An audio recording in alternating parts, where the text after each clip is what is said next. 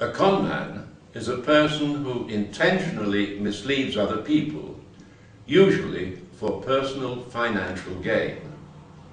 In recent history, there have been a number of conmen who have really stood out for either the wealth they've generated or the ease with which they tricked people.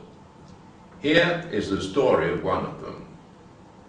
Arthur Ferguson became known to the public and the police for his adventurous hobby.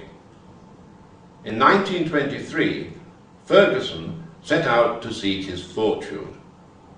Wandering the streets of London, he got into a conversation with a man from Iowa who was gazing lovingly at the statue of Nelson in Trafalgar Square. The American explained that Lord Nelson was his hero, and Ferguson realized that he had just found himself a career.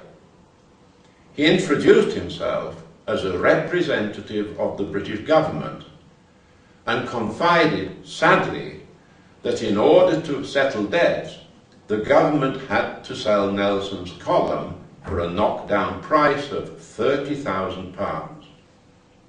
The only condition was that the buyer had to have a deep respect and love for England's history.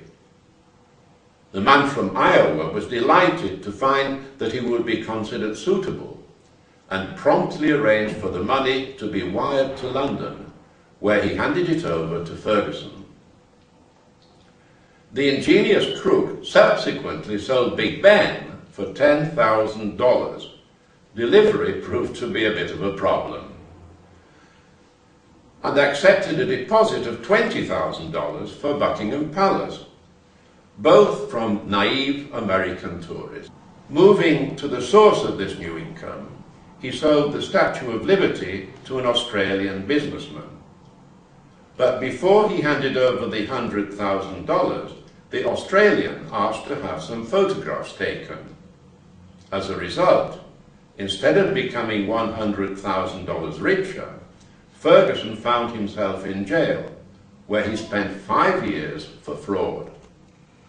However, the last years of his adventurous life were spent in comfort from the small fortune he had saved from his short but lucrative career.